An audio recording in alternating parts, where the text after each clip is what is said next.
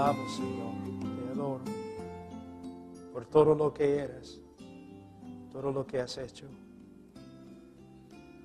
Señor, tengo una necesidad muy grande de tu gracia y tu misericordia. Sabiduría, Señor. Señor, tú sabes cuán difícil es para mí predicar en español. Entonces yo te pido, Señor, que me ayudes. No con elocuencia, Señor, sino con conocimiento y verdad. Señor, yo te pido que te glorifiques y que edifiques tu pueblo en este lugar. Y Señor, oro por Perú,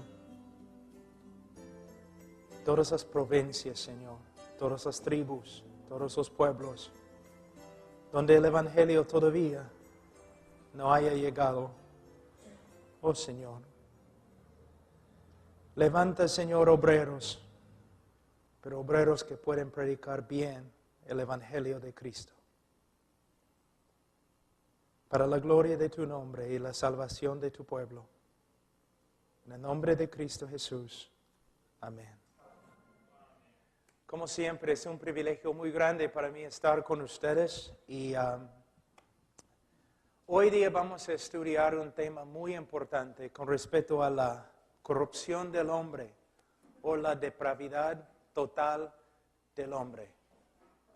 Uno quizás está pensando, ¿pero por qué están hablando esas cosas? ¿Por qué hablan tanto del pecado y la depravidad del ser humano? Es porque no podemos predicar el Evangelio antes que comprendamos cómo es el hombre. Que nosotros humanamente, en la carne, no podemos convencer a un hombre para que se convierta. Tampoco podemos manipular a una persona para que se convierta, para que venga a Jesús. Pero en el día de hoy podemos ver mucha manipulación en el evangelismo. Personas que a la fuerza toman una decisión, pero no duran. No asisten a la iglesia, no crecen en la santidad. Tenemos que entender que el hombre no está enfermo, sino el hombre está muerto en sus pecados. Y no puede ser salvo a menos que Dios obre milagrosamente en su corazón. Como dije ayer, muchos teólogos dicen que la manifestación más grande del poder de Dios en el universo es la conversión de un hombre. Que hay más poder de Dios, más poder divino que se manifiesta en la conversión del hombre que en la misma creación del mundo. ¿Por qué? Con respecto al mundo, Dios lo creó ex nihilo, de la nada. Pero cuando Dios hace de un hombre corrupto, un hombre nuevo, recreado a la imagen de Dios, es una obra milagrosa. Como predicadores, no podemos depender del brazo de la carne. Tenemos que depender del Espíritu Santo y su obra en el corazón del ser humano. De una forma, cada uno de nosotros, cuando predicamos o cuando compartimos el Evangelio, nosotros somos como el profeta Ezequiel. Ezequiel, esos huesos pueden vivir. Tú sabes, Señor. Pero Ezequiel sabía, sin una intervención sobrenatural del Espíritu Santo, la respuesta sería no. De la misma forma, en el día de hoy, nosotros como predicadores tenemos una tarea imposible: levantar a los muertos. Nuestra parte es predicar el Evangelio claramente y con poder. Pero Dios es el único que puede dar vida, Voy a aferrarme bastante a un libro que escribí, que ha sido traducido a español, porque quiero comunicarme exactamente, usando palabras exactas para comunicar con ustedes lo que es la depravidad total, lo que es y lo que no es. Voy a leer un párrafo aquí. La pena del pecado de Adán no solamente fue la muerte. Muchos hablan bastante de cómo cuando Adán pecó, murió. Sino también la corrupción moral. Él cayó de su estado original de justicia y llegó a ser una criatura corrupta. De la misma forma, cada uno de los descendientes de Adán no solamente nace bajo la sentencia de muerte, sino también nace moralmente corrupto e inclinado a la maldad. Entonces, el juicio de Dios contra Adán, no solamente la muerte, sino la corrupción moral, la depravidad total. Y nosotros siendo hijos de Adán, si quieres leer más, Romanos capítulo 5, versículo 12. Nosotros siendo hijos de Adán, nacemos en pecado. ¿Qué significa también? Nacemos moralmente corruptos, malos. Es evidente notar por la experiencia de cada uno de nosotros y la experiencia colectiva de la humanidad que la corrupción moral del hombre, no es un comportamiento aprendido.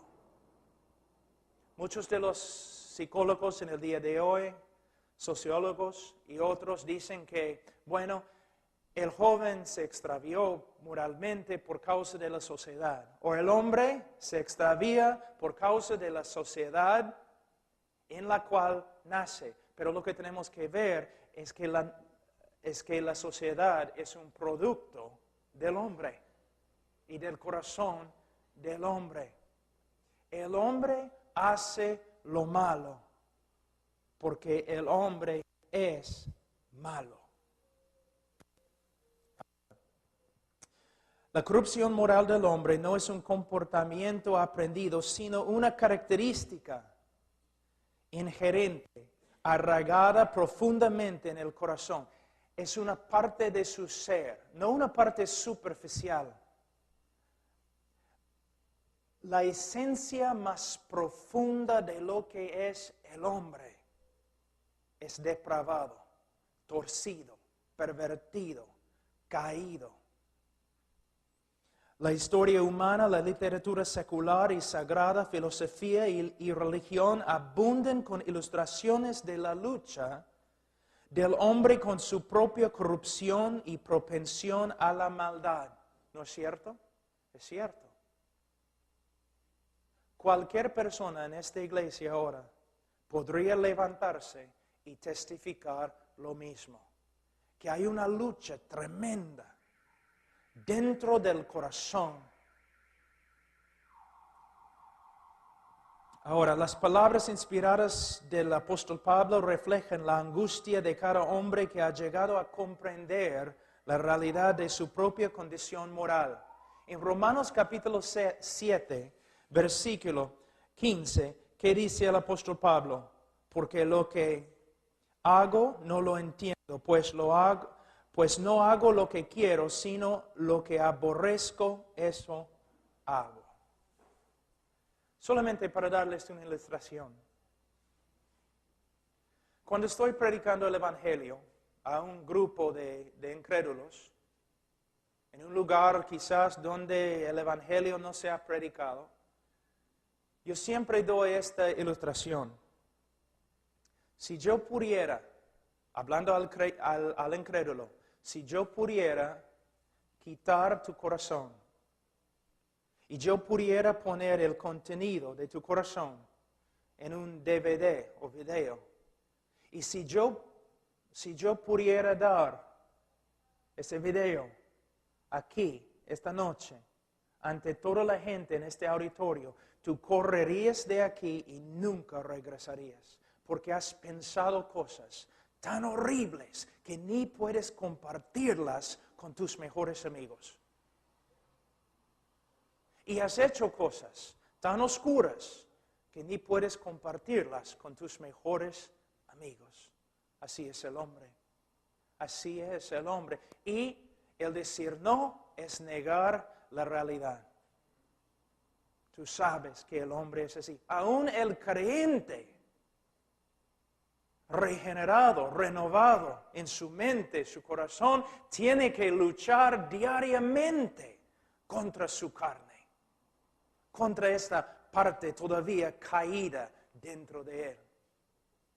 Entonces, la depravidad total es una realidad. Una de las frases más importantes que los teólogos emplean para describir la profundidad de la inherente corrupción moral del hombre es la frase depravidad total.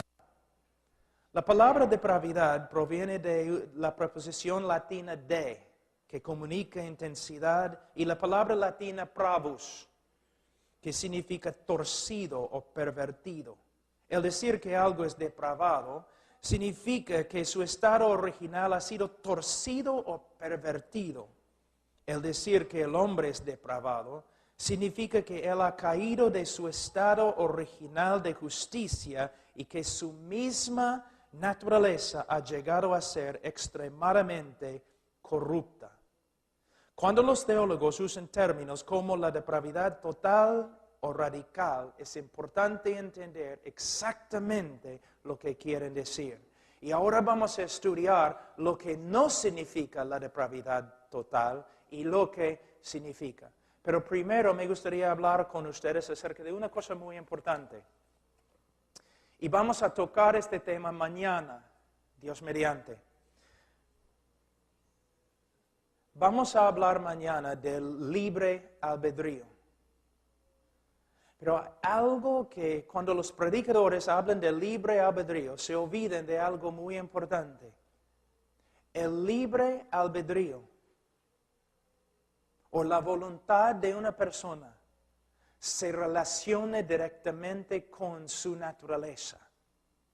Entonces, si su naturaleza es corrupta, entonces sus decisiones van a reflejar esa corrupción. Y vamos a ver que es una parte muy importante. Cuando decimos que el hombre es depravado, no estamos hablando de algo superficial en su vida, una herida que solamente toca la piel. Cuando hablamos de la depravidad total, estamos hablando de la parte más profunda del hombre, se puede decir su corazón.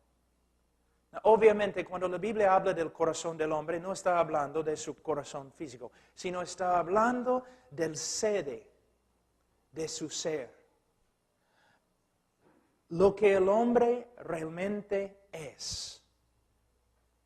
Y lo que el hombre realmente es un ser depravado. Y esta depravidad va a salir en todo lo que él hace, en todo lo que él piensa, en todo lo que él habla. De nuevo, el negar la realidad de la depravidad humana es negar la realidad. No solamente es lo que los religiosos dicen, sino también los periódicos todos los días. La historia humana también se levanta y testifica que el hombre es depravado. Y la única solución se encuentra en el Evangelio de Jesucristo. Pero no un evangelio superficial, un evangelio profundo y verdadero. Ahora, la depravidad total no significa lo siguiente. La depravidad total no significa que la imagen de Dios en el hombre ha sido totalmente perdida en la caída. En Génesis 9:6, 1 Corintios 11:7 y Santiago 3:9, las Escrituras todavía se refieren al hombre como habiendo sido creado a la imagen de Dios. Por lo tanto, hay un sentido verdadero en el que la imagen de Dios aún se encuentra en cada hombre. Por eso, aunque el hombre es malo y depravado. Debemos respetar al hombre como una criatura de Dios. Debemos ver el valor de la vida del ser humano, porque fue creado a la imagen de Dios. La depravidad total no significa que el hombre no tenga ningún conocimiento de la persona y voluntad de Dios. Las Escrituras nos enseñan que los hombres tienen suficiente conocimiento de Dios para aborrecerlo y suficiente conocimiento de su verdad para rechazarla y intentar detenerla. Vamos a Romanos capítulo 1.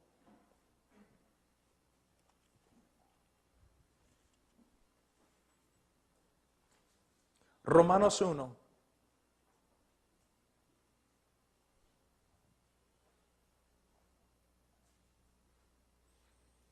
Versículo 18. Porque la ira de Dios se revela desde el cielo contra toda impiedad e injusticia de los hombres que detienen con injusticia la verdad. A veces, hombres, cuando estoy predicando o después de una prédica, un hombre se acerca y me dice, yo soy ateo. Cuando un hombre me dice que es ateo, yo tengo que tomar una decisión. ¿Qué voy a hacer con él? De verdad, yo tengo que tomar la siguiente decisión. ¿Voy a creer lo que él me dice? ¿O voy a creer lo que la Biblia me dice? ¿Y qué me dice la Biblia? La Biblia no reconoce la existencia del ateo. La Biblia enseña, más bien, que no solamente el hombre sabe que hay un Dios, sino el hombre sabe suficiente del Dios verdadero para aborrecerlo. El problema no es falta de conocimiento según las Escrituras. El hombre conoce quién es Dios.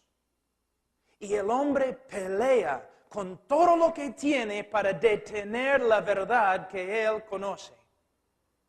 Eso es lo que enseña la Biblia. Entonces, cuando un ateo viene a mí y dice, soy ateo, hermano Pablo, yo le digo, no eres ateo. Un hombre impío, un hombre que aborrece a Dios, un hombre rebelde, pero no eres ateo. Tú sabes que Dios existe. Y tú estás haciendo todo lo que puedes para detener la verdad que está dentro de ti. Tú sabes que Dios existe. No solamente los hombres saben que Dios existe, sino tienen un conocimiento de su voluntad. Por eso siempre están peleando contra la ley que Dios mismo ha escrito en su corazón. Su conciencia testificando contra ellos. Les voy a dar un ejemplo. Es interesante que entre los homosexuales, que siempre tienen grupos de apoyo, ¿no? Especialmente en las ciudades grandes, en las universidades, grupos de apoyo, donde todos los homosexuales pueden unirse. ¿Para qué? Para recibir apoyo. ¿Por qué necesitan apoyo? ¿Qué tipo de apoyo? Apoyo emocional. ¿Pero por qué? Es porque cuando el homosexual está a solas en su cuarto, su conciencia le grita acerca de su inmoralidad. Él sabe que está mal. Entonces él tiene que ir a un grupo de apoyo para borrar, ¿no?, todo lo que su conciencia ha escrito contra él. Para tapar sus oídos, para no escuchar más la ley de Dios dentro de él que le está gritando, estás mal, estás mal, estás mal. El hombre sabe quién es Dios. Y el hombre tiene un conocimiento de su voluntad, pero el hombre se esfuerza con todo lo que tiene para detener este conocimiento. Es lo que la Biblia dice. Entonces, la Biblia dice, cuando la Biblia habla de la depravidad total, no está diciendo que el hombre no puede entender nada acerca de Dios. Porque la misma Biblia dice que el hombre tiene tanto conocimiento de Dios que todos los hombres van a ser sin excusa en el día de juicio. Ahora, la depravidad total no significa que el hombre no posea una conciencia o que sea totalmente insensible al bien y al mal. En Romanos 2:15, las Escrituras enseñan que todos los hombres poseen una conciencia. Si no ha sido cauterizado, como en 1 Timoteo 4:2, tal conciencia puede guiar al hombre a admirar virtud y actos nobles. También la depravidad total no significa que el hombre sea incapaz de demostrar virtud. Hay hombres que aman a su familia, sacrifican su propia vida para salvar a otros y hacen grandes obras de generosidad. Se reconoce que los hombres son capaces de amar a otros, servir a su patria y aún llevar a cabo obras religiosas. Pero fíjate, religiosas. La depravidad total no significa que todos los hombres sean tan inmorales o depravados como podrían ser. Que todos los hombres sean igualmente inmorales o que todos los hombres se entreguen a cada forma de maldad que existe. No todos los hombres son delincuentes, no todos son fornicarios o asesinos, pero todos son capaces de tales cosas. Lo que los refrena es la gracia de Dios. Ahora, vamos a ver lo que la depravidad total significa. Primeramente, que la imagen de Dios en el hombre ha sido seriamente desfigurada y que la corrupción moral ha contaminado la persona entera. Todo lo que es el hombre, cada aspecto de su ser, ha sido contaminado con la corrupción moral. Podemos ver en el Nuevo Testamento primeramente el cuerpo. Pablo habla de su cuerpo de muerte. También la razón. En Romanos 1:21 vamos a ver, pues habiendo conocido a Dios, no le glorificaron como a Dios, ni le dieron gracias, sino que se envanecieron en sus razonamientos y su necio corazón fue entenebrecido. En su mente encontramos la corrupción moral. En su razón encontramos la corrupción moral. También las emociones del hombre están corruptas. Puedo usar de nuevo la homosexualidad. Dos personas que se lleven por sus emociones, pero emociones corruptas, emociones que contradicen la voluntad y carácter de Dios. Son emociones de verdad, pero corruptas, muy corruptas. También la voluntad del hombre. Vamos a Romanos 7, un ratito. Romanos 7, 14. Porque sabemos que la ley es espiritual, mas yo soy carnal, vendido al pecado. Porque lo que hago no lo entiendo, pues no hago lo que quiero, sino lo que aborrezco, eso hago. Aquí podemos ver claramente la relación entre la naturaleza caída y la voluntad. Se puede decir, a veces personas me hablan del libre albedrío. Y dicen, ¿el hombre es libre para escoger, para ejercer su voluntad? Bueno, el problema no es libre albedrío. El problema es buena voluntad.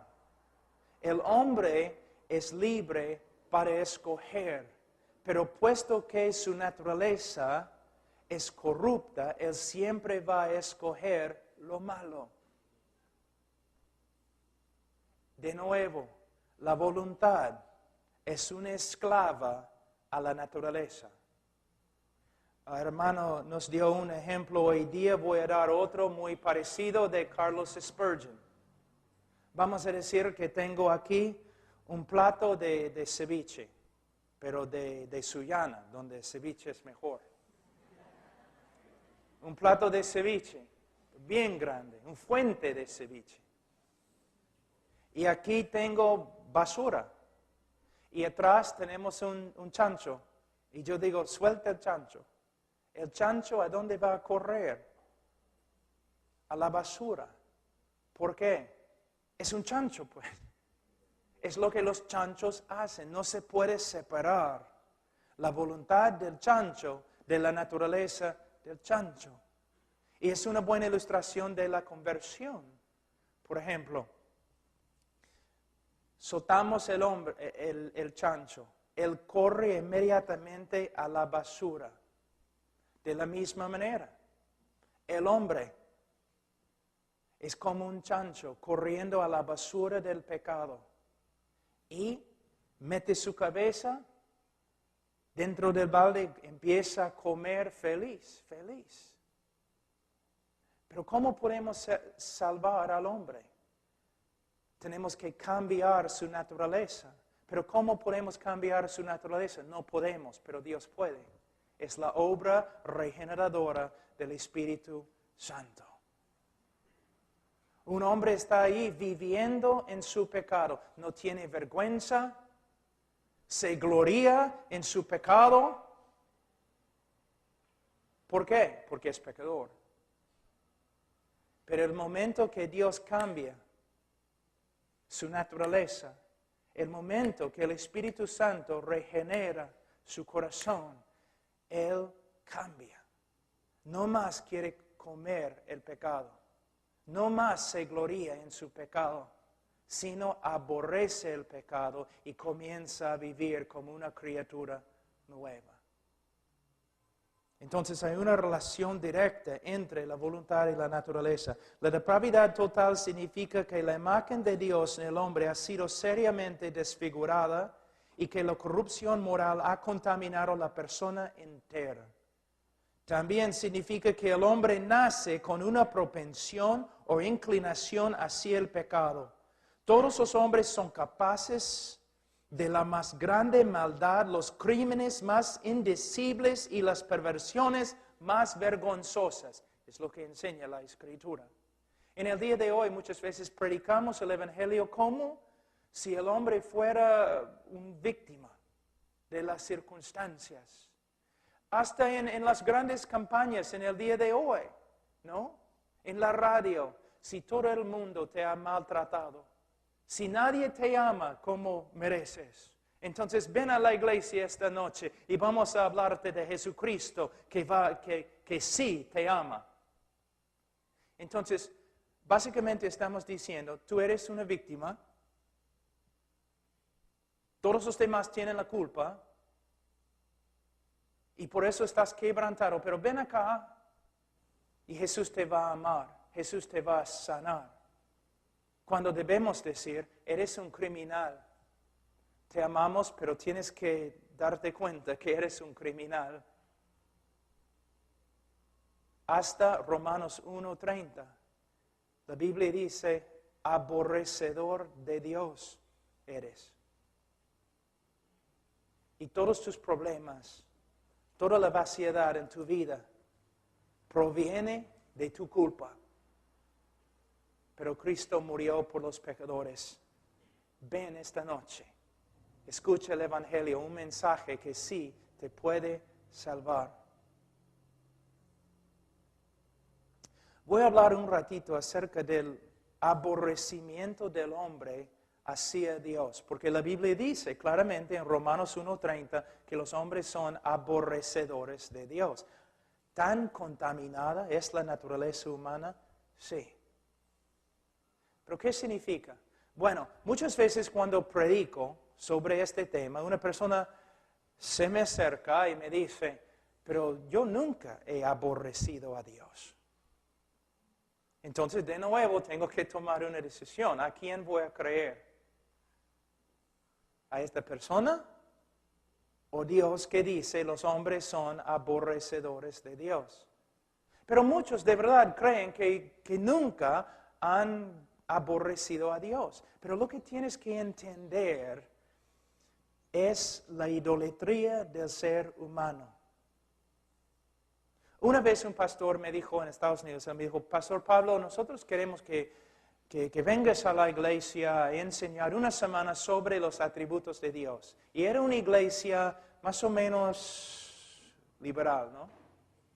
Entonces yo dije, bueno, pastor, no creo que es muy sabio que yo predique en tu iglesia sobre los atributos de Dios. Muy controversial. Y él dijo, controversial, pero somos cristianos. ¿Cómo puedes causar problemas predicando sobre los atributos de Dios? Bueno, cuando empiezo a hablar de la santidad de Dios y cuando hablo de la justicia de Dios y cuando hablo de la ira de Dios, muchos de los hermanitos en la iglesia van a levantarse y van a decir, mi Dios no es así, yo nunca podría amar a un Dios así. ¿Ves?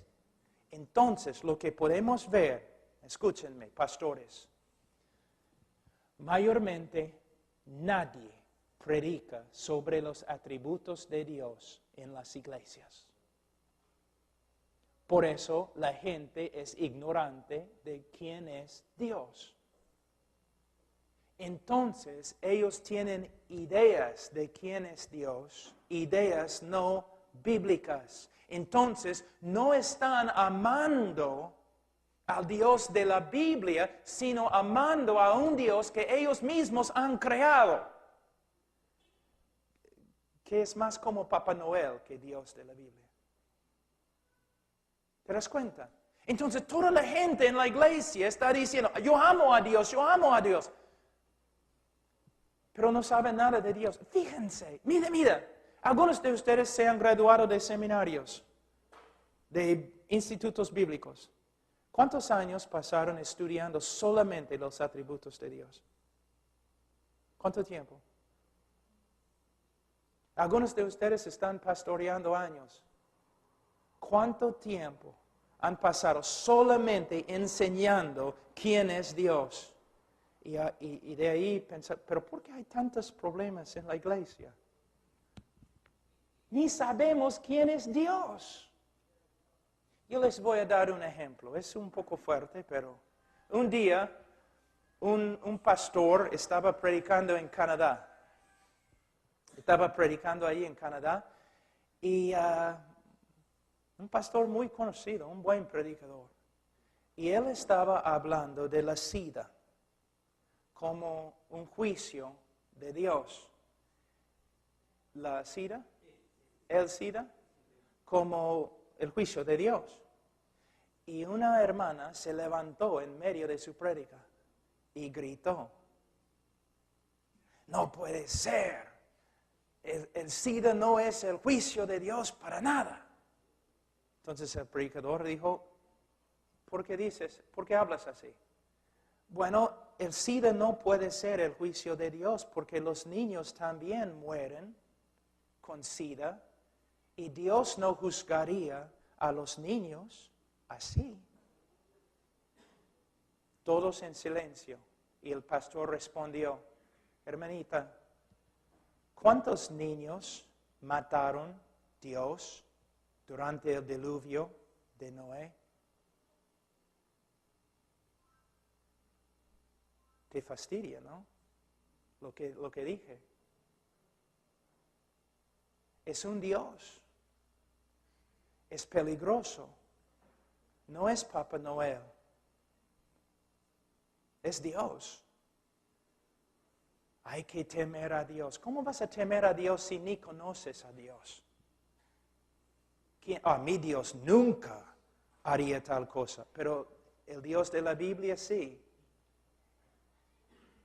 Dios de la Biblia, sí. Les voy a mostrarles algo que estábamos viendo esta mañana. Vamos a jugar un poco. Yo voy a dirigir la música ahora. ¿Okay? Vamos a Salmos 36. Les voy a mostrar algo. 136, lo siento. Salmos 136.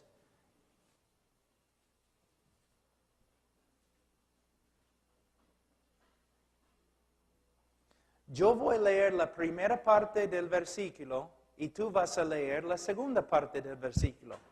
Okay? Es la primera vez en mi vida que he dirigido música. Okay. Versículo 1. Alabad a Jehová porque Él es bueno.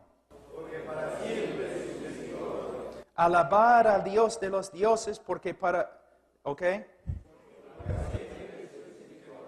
Alabad al Señor de los señores. Porque para siempre es su misericordia. Al único que hace grandes maravillas. Porque para siempre es su misericordia. Al que hizo los cielos con entendimiento. Porque para siempre. Está bonito, ¿no? Vamos a empezar ahora en versículo 10. Al que hirió a los egipcios en sus primogénitos. ¿Te das cuenta lo que acabas de decir? El salmista dice, el que mató casi todos los niños de Egipto. Y ahora tú gritas, porque para siempre es su misericordia. Seguimos. Versículo 13. Al que dividió el mar rojo en partes. E hizo pasar a Israel por medio de él. Y arrojó a Faraón y a su ejército en el mar rojo. Él mató miles y miles. ¿Quién sabe? Quizás 100,000 hombres, padres de familia, hijos. Y tú dices, y el pueblo de Dios grita, y para siempre es su misericordia. Seguimos. Dice, versículo 16, al que pastoreó a su pueblo por el desierto. Porque para siempre es su misericordia. Al que hirió a grandes reyes. Y mató a reyes poderosos. Solamente quiero mostrarles algo con todo eso.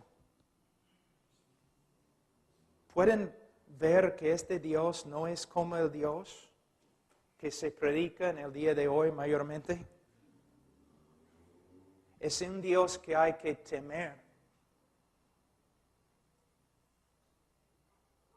Un Dios de amor, por supuesto. Juan 3:16 se encuentra en las Escrituras. Pero también Salmos 5:5, donde dice que Dios aborrece a los que hacen iniquidad.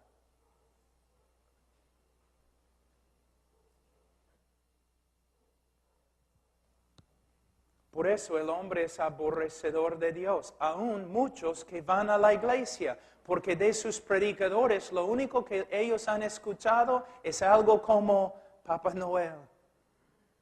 O un Dios que me va a dar todo lo que le pida.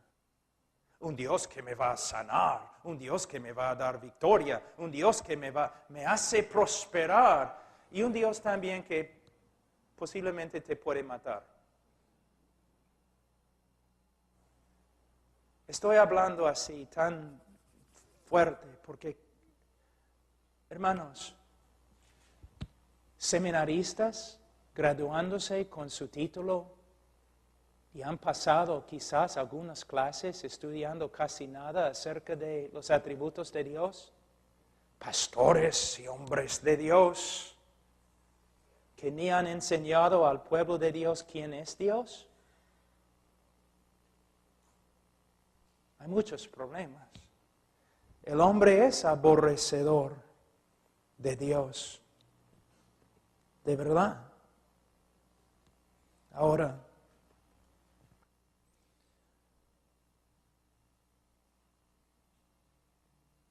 otra cosa que me gustaría decir, que la depravidad total significa que el hombre nace con una propensión o inclinación hacia el pecado.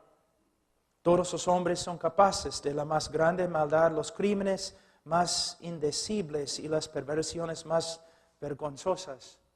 Les voy a dar una ilustración que no les va a gustar, pero así es la corrupción de un ser humano. Vamos a decir que tengo un niño de 18 meses en mis brazos. Y ahí está, ¿no? Pero el niño ve, ¿no? Mi anillo. Y agarra mi anillo. Y yo digo, no. ¿Y cómo responde el niño? Está bien, papá, no voy a tocarlo más. No, no es como responde. ¿Cómo responde? Agarra de nuevo. No. De nuevo. No. Empieza a llorar y torcer y mover sus brazos así, gritando. Un teólogo ha dicho,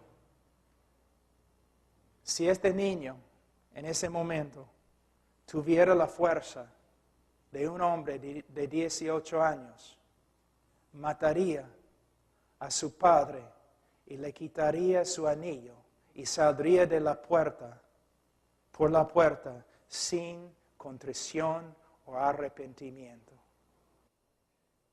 Tú dices, no, rehúso creer tal cosa. Este es el problema con el evangelismo moderno en el día de hoy. Sin la gracia de Dios, deteniendo la maldad del hombre inconverso, este mundo se destruiría en un segundo. Si no fuera por la gracia de Dios restringiéndote, serías peor que Hitler. El hombre es malo. Y no se cura con un evangelismo superficial. Se cura con un evangelismo verdadero y la obra regeneradora del Espíritu Santo, un milagro de Dios. La única razón por la cual estás sentado aquí hoy día es la gracia de Dios. ¿Por qué no estás fornicando en ese momento? ¿Por qué no estás robando? ¿Por qué no eres ateo? Una sola razón, Dios ha tenido misericordia de ti. Entonces no puedes jactarte de nada, sino la misericordia de Dios. Entonces, dice, la depravidad total significa que todo lo que los hombres hacen está contaminado por su propia corrupción moral. La corrupción moral y pecado del hombre se extiende a sus obras más encomiables. Vamos a Isaías.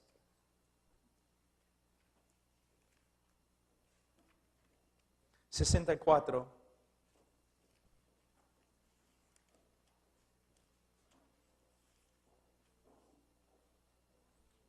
Versículo 6. Si bien todos nosotros somos como suciedad,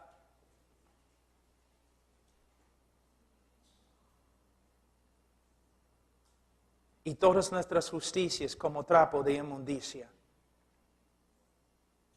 El hombre carnal es así. El hombre inconverso es así. ¿Te das cuenta que casi todos los hombres en la calle se creen salvos por medio de sus buenas obras? Hoy día hablé con un hombre que entró y me dijo, wow, pastor, ¿estás aquí? Soy también cristiano. Sí, soy cristiano, creo en el Señor, soy cristiano.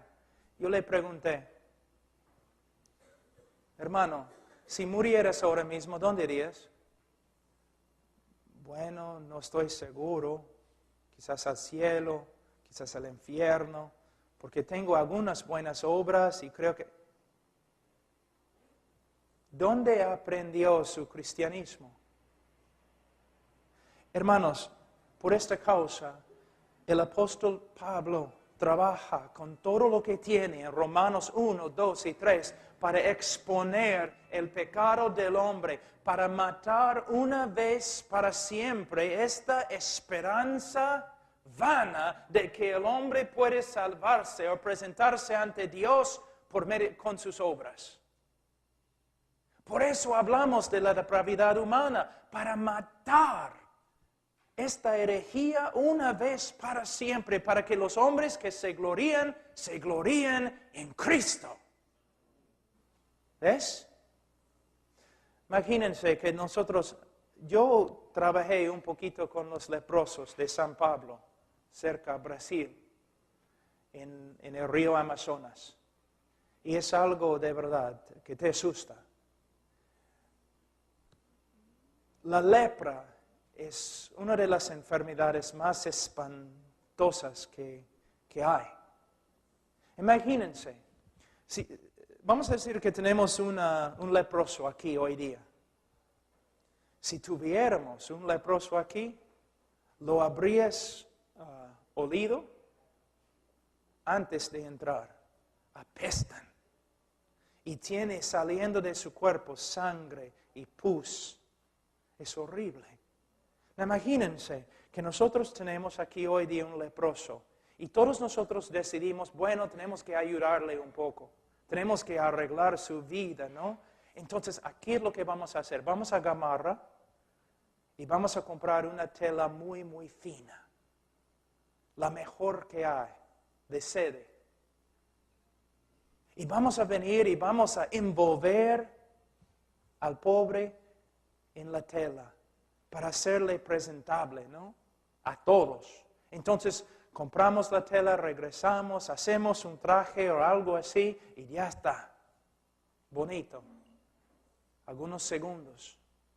Pero la corrupción del mismo hombre va a corromper toda la tela hasta que la tela sea tan fea y asquerosa como el hombre mismo.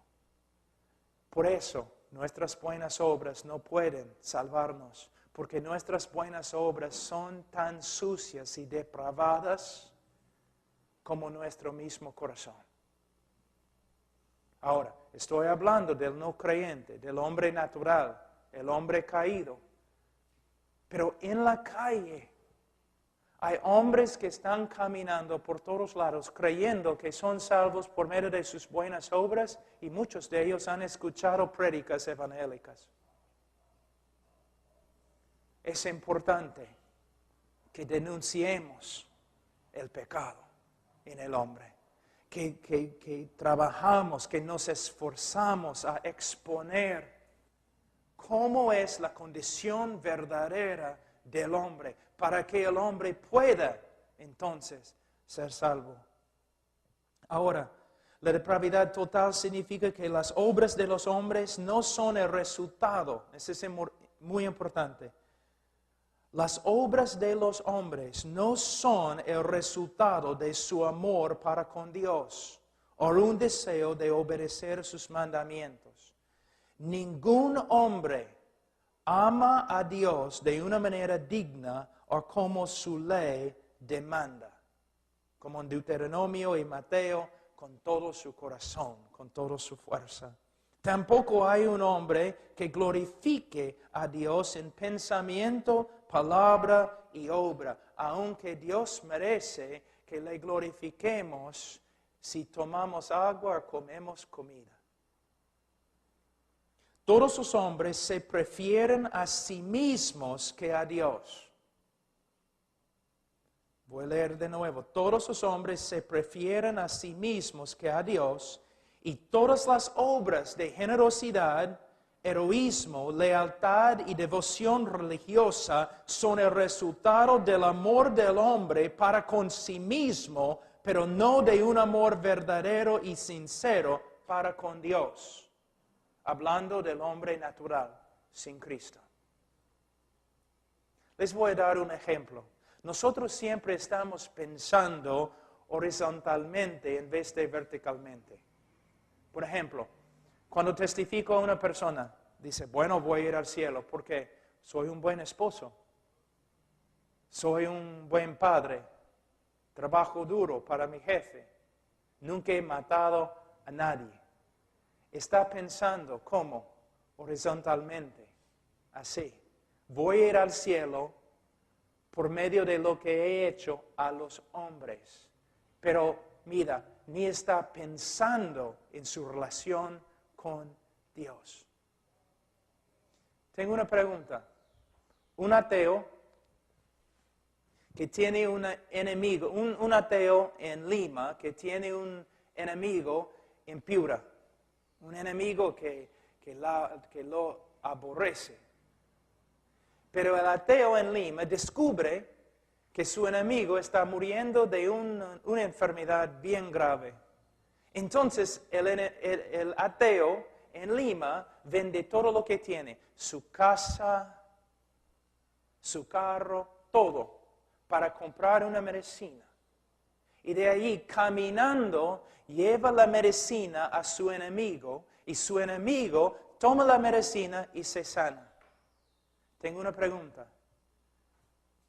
¿Ha hecho bien o ha pecado? ¿Qué piensas? ¿Ha hecho bien o ha pecado? Vamos a 1 Corintios.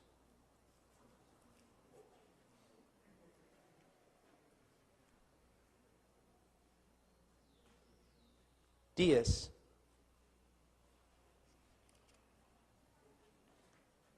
31. Si pues coméis o bebéis o hacéis otra cosa, hacedlo todo para la gloria de Dios. ¿Lo hizo para la gloria de Dios? Y tú dices, sí, bueno, no lo hizo para la gloria de Dios, pero ayudó a un ser humano. Estás olvidándote de algo muy importante. Dios. Es increíble cuán humanistas que hemos llegado a ser. Que no, vamos a estar listos, que queremos ser el abogado para el hombre ante Dios. Dios no puede juzgar a ese hombre porque él ayudó a otro hombre. Y no podemos ver la grandeza de Dios. Que Dios es el centro de todo, que Dios es el merecedor de toda la gloria, toda la honra, que todo lo que hacemos debemos hacerlo para la gloria de Dios. Pero no podemos ver estas cosas en el día de hoy porque los predicadores evangélicos no están enseñando acerca de quién es Dios. De hecho, el hombre es todo, me parece, en la iglesia evangélica. El hombre es todo. Todo para el hombre. Dios existe para el hombre. Todo existe para el hombre. No. Todo existe para la gloria de Dios. Les voy a extraviarme un poco aquí, pero vamos a hablar un ratito de la gloria de Dios.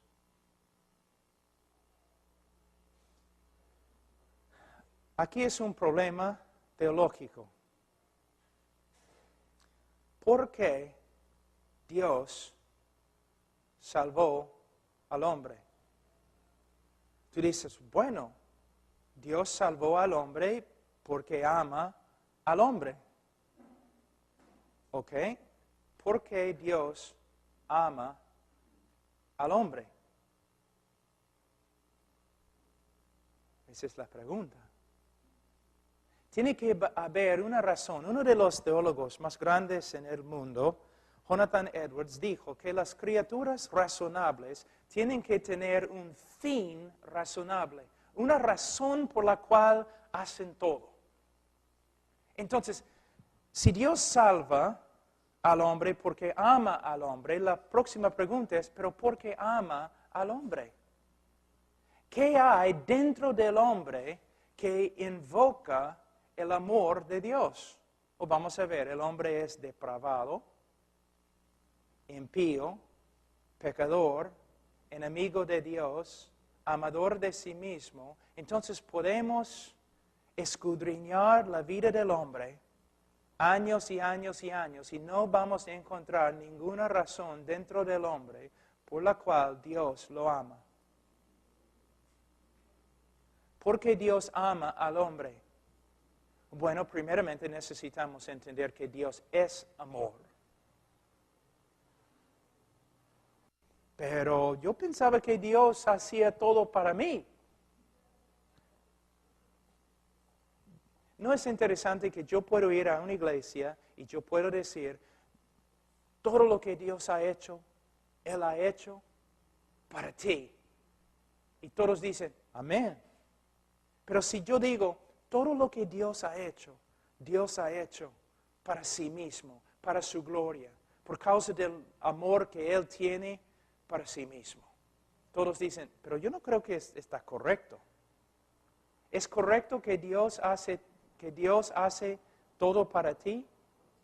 Pero ¿no es correcto que Dios haga todo para Él? ¿Para sí mismo? ¿Pueden ver el problema? ¿Qué pasa? Otra cosa, hay una canción en Estados Unidos ahora muy, muy popular que dice, Dios ama a las personas más que cualquier otra cosa. ¿Está bien en español? No, Dios ama a sí mismo más que cualquier otro ser, cualquier otra cosa. Dios ama a sí mismo. Tengo una pregunta. ¿Cómo se llama cuando tú amas a una persona o una cosa más que amas a Dios? ¿Cómo se llama? Idolatría. No debes cometer idolatría. Tampoco debe Dios cometer idolatría. Dios debe amarse, porque Él es el más digno de amor. Si Él no se ama a sí mismo más que a todos los demás, Él está negando la realidad de quién es. Es Dios. Yo tengo un problema, ¿no? Él debe amarme a mí. Ahora, vamos a hablar un ratito de la gloria de Dios, que Dios hace todo lo que hace para su propia gloria. Dios hace todo lo que hace para su propia gloria. Yo voy a mostrarles que no solamente es correcto, pero es algo que resulta en grandes bendiciones para la creación y su pueblo. Les voy a dar un ejemplo. Vamos a decir que estoy parado ahí atrás al final de la reunión y cuando estás pasando por la puerta, yo te doy un chicle. Yo te doy un chicle. Y tú mires al chicle. Y tú sales corriendo y tú vas a todos tus amigos. Mira, es un chicle. Pastor Pablo me ha dado un chicle. Y tú llamas a los periodistas. Y mañana sale en el periódico, Pastor Pablo me ha dado un chicle. Y después, 30 años después, todos tus nietos están alrededor de tu silla y ellos dicen, oye, abuelo o abuela, ¿quién es este hombre en esta foto acá? Es Pastor Pablo. ¿Por qué está allí? ¿Es familiar o algo? No, un día él me regaló chicle. Bueno, tú necesitas consejería, ¿no? Tú tienes problemas severos. Pero ¿qué pasa si tú estás muriendo y necesitas un trasplante? ¿Ya? Entonces, yo voy al hospital y yo digo a los doctores, mira, toma mi corazón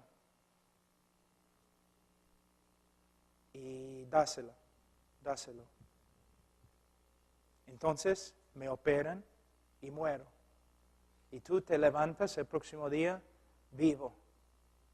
Entonces, si tú dices a todos tus amigos, Pastor Pablo me ha dado su corazón, tienes razón.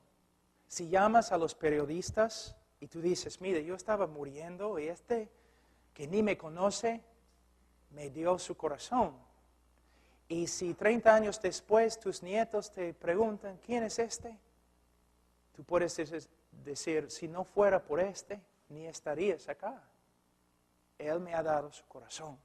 Entonces, se puede decir que la grandeza del regalo demuestra la grandeza del amor que uno tiene para con el otro. ¿Me entienden? Por favor, ayúdame, porque muchas veces no sé si estoy hablando bien. Ahora, si Dios quiere demostrar el amor más grande que tiene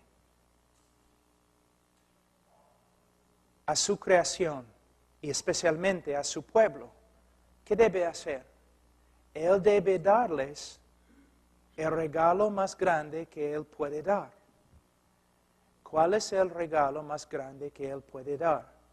Él mismo. el juicio más terrible de Dios contra un pueblo es cuando Él se esconde. El regalo más grande, el favor más grande que Él puede dar a una persona, a un pueblo, es manifestarse en la plenitud de su gloria. Entonces, cuando la Biblia dice que Dios hace todo lo que hace para su gloria, significa que a través de toda la historia del mundo, Dios está tomando el centro de la plataforma y está haciendo todo lo que Él está haciendo para revelar su gloria a nosotros. Entonces, aunque la Biblia dice que Dios hace todo lo que hace para su propia gloria, también sabemos que este acto de glorificarse es lo mejor que Él puede hacer para nosotros. Pero el problema es, muchos hombres se aman a sí mismos más que a Dios y desean comodidades, desean cosas, desean su propia voluntad más que una manifestación de la gloria de Dios en su vida. Ahora, el hombre religioso, ahí cargando un ídolo, una imagen en la calle, ¿por qué lo hace? No puede decir que está haciéndolo por amor de Dios. ¿Por qué? Porque está haciendo algo contrario a la voluntad de Dios. Más bien, después de cargar la imagen, él va a ir a un lugar y emborracharse sabiendo que es algo que Dios odia. La mayoría de los hombres cuando buscan a Dios a solas, sin el Espíritu Santo obrando en su vida, buscan a Dios. ¿Por qué? Porque están enfermos, porque alguien va a morir. El hombre no busca a Dios. Es lo que la Biblia dice en Romanos 3. El hombre no busca a Dios. O se puede decir que un hombre busca a Dios como un criminal busca a un policía.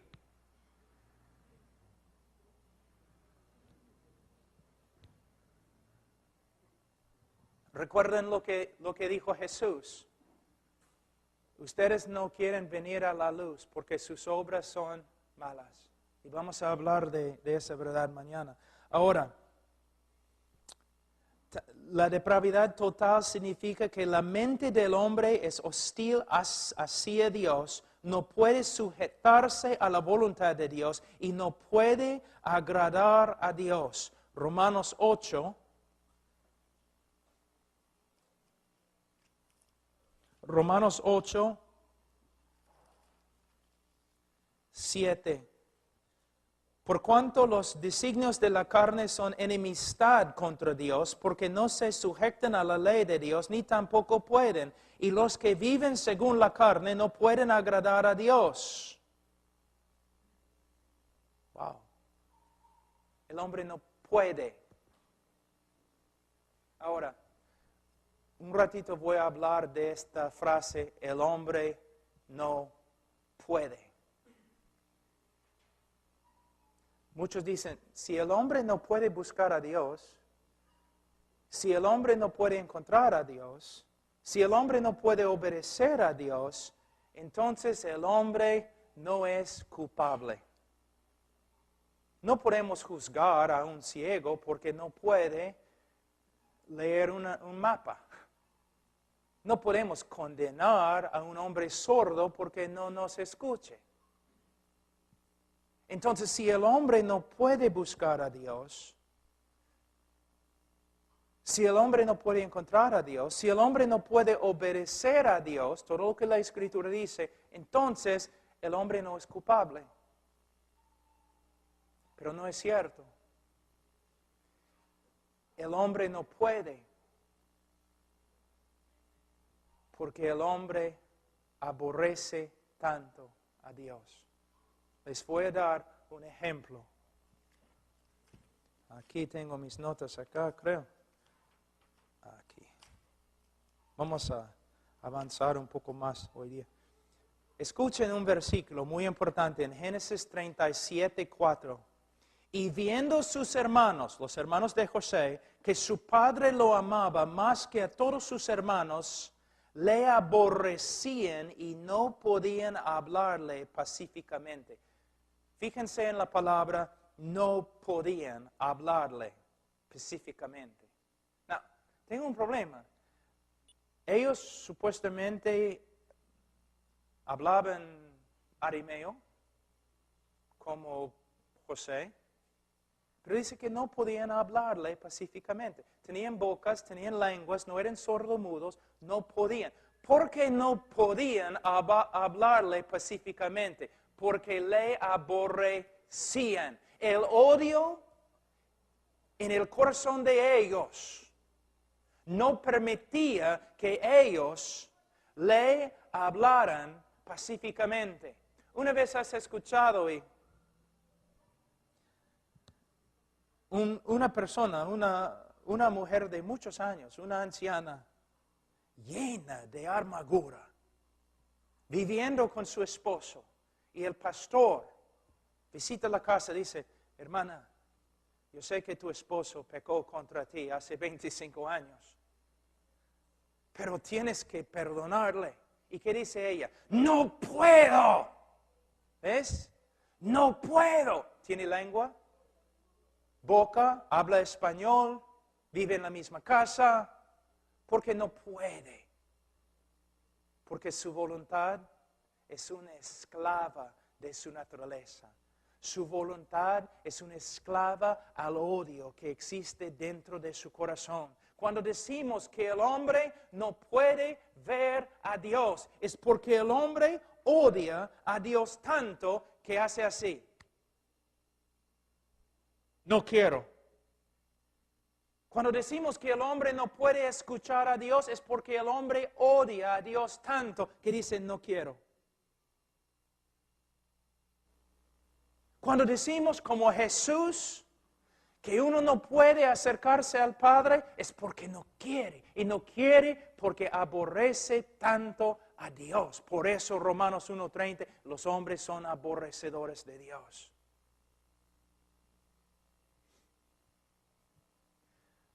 Aunque es mi opinión, yo les someto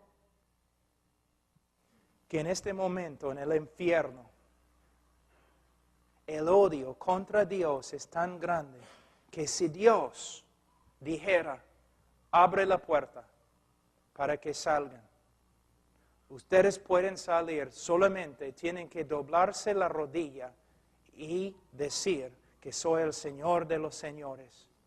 El odio es tan fuerte en su corazón, ellos dirían, no.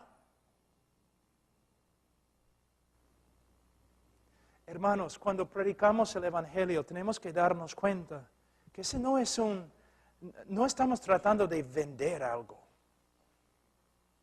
No podemos simplemente acercarnos a los hombres hablando cosas bonitas. Es un asunto de vida o muerte. Los hombres son esclavos. Tú dices, sí, de Satanás. Mira, Satanás puede tomar una vacación en Las Vegas. Satanás puede dejar al hombre a solas y todavía es un esclavo. Una vez yo fui a predicar en una iglesia y cuando entré en la iglesia había un montón de testimonios y todos estaban diciendo como durante la semana Satanás había hecho tantas cosas. Entonces cuando ya llegó mi oportunidad de predicar, yo subí al púlpito y yo dije, tengo una profecía, una visión que he tenido. Cuando yo estaba subiendo la escalera de esa iglesia, yo vi a Satanás, estaba sentado fuera y me creían. Decían, ¿qué hacía? Bueno, él estaba llorando. ¿Llorando? ¿Por qué? Bueno, yo le pregunté, ¿por qué estás llorando? Dijo, porque todos esos pecadores están haciendo un montón de cosas dentro de esa iglesia y me están culpando. Mira, es cierto, la Biblia enseña que el hombre pecador es esclavo de Satanás, pero tenemos que darnos cuenta, no somos víctimas de Satanás. El hombre es tan malo que en vez de decir, por ejemplo, no, Satanás, fuera de Jorge, a veces debemos decir, Jorge, fuera de Satanás. Y si te llamas Jorge, lo siento. Quizás el Señor está tratando de hablarte. Hermanos, mira cómo es. Por eso, de nuevo, hermanos, no somos profetas con un mensaje sobrenatural. No somos nada. No somos hombres de negocio ni vendedores de un producto. Somos predicadores del Evangelio. Para terminar, la depravidad total significa que la humanidad está inclinada a más y más corrupción moral y que esta deterioración sería aún más rápida si no fuera por la gracia de Dios que detiene la maldad de los hombres. ¿Qué significa? Una vez has pensado, ¿por qué Hitler era tan horrible? O ¿por qué Hitler no era peor? Por lo menos amaba a su mamá. ¿Por qué Hitler no era peor? Una vez has pensado, ¿por qué no soy peor que Hitler?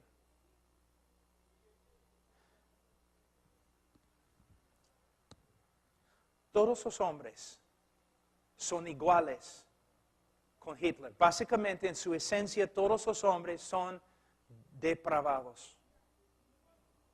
Ahora, vamos a decir, tenemos todos los hombres aquí en esta línea, totalmente depravados. Y la maldad, el estado peor de maldad está por ahí. ¿Está bien? Si Dios no interviene, cada uno de nosotros con Hitler, vamos a correr al punto más grave de la maldad, así. Pero si esto sucede, no va a haber ningún mundo, no va a haber una raza humana. Se destruye al toque, no hay una obra de redención, no hay nada. Entonces, ¿qué hace Dios? Él restringe la maldad del hombre. En su soberanía, Él restringe la maldad del hombre para que la humanidad pueda continuar y para que Él pueda lograr su obra de redención dentro de la humanidad. Pero, como Faraón, si Dios quiere, Él puede retirarse de un hombre.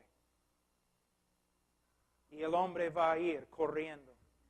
No a la fuerza, su propia voluntad. ¿Quieres hablar de libre albedrío? Ahora el hombre está ejerciendo su libre albedrío, corriendo a la maldad hasta que Dios lo detenga. Y la única razón por la cual no eres peor que Hitler es porque Dios ha tenido misericordia de ti. Así es el hombre. La única razón por la cual estás aquí, escuchando la palabra de Dios, es la gracia de Dios. Número 7 es el último. La depravidad total significa que el hombre no puede librarse de su condición pecadora y depravada. Él está muerto espiritualmente, Efesios 2, 1 a 3, corrupto moralmente, Salmos 51:5, y no puede cambiarse a sí mismo, Jeremías 13:23. Así es el hombre. Así es. Y por eso el Evangelio es tan importante. Hermanos, 3 años después de casarme, yo compré un anillo con una diamante para mi esposa. Fuimos a una tienda y yo dije al hombre, quiero comprar un diamante. Y él dijo, bueno, ¿cuánto quieres pagar? Cuando yo le dije, él empezó a reírse Entonces él dijo, bueno, voy a tratar de encontrar algo, ¿no? Entonces él regresó por fin con una cajita así, abrió la cajita y aquí, Señor, en la mesa, tu diamante. ¿Dónde? Yo veo un aro, no veo diamante. De ahí, bien vivo ese hombre. No era peruano, pero quizás descendiente de peruano. Bien vivo. Él regresó y salió de nuevo con una tela negro. Y puso la diamante encima de la tela negro. Y de allí yo podía ver el diamante. Mi esposa no, pero es otra historia. Yo podía ver, de verdad, Charo, te juro, hay un diamante ahí. ¿No? La oscuridad de la tela. A través de la oscuridad de la tela resplandecía el diamante. Por eso, cuando yo escucho acerca de la depravidad humana, no me entristece, me da gozo, porque en la oscuridad de mi humanidad resplandece la gracia de Dios en la cara de Jesucristo. ¿Quieres exaltar al hombre? Háganlo. ¿O quieres humillar al hombre para que Dios se exalte? Esa es la diferencia. Esa es la diferencia. Ahora, oremos. Padre Santo, te damos gracias por tu palabra. Ayúdanos, Señor, a entenderla y obedecerla y caminar, Señor, en humildad ante ti, sabiendo de gracia hemos recibido. Y hasta la eternidad, Señor, solamente seremos destinatarios de tu gracia. Ningún otro título, Señor, necesitamos. Salvados por la gracia de Dios. En nombre de Cristo Jesús.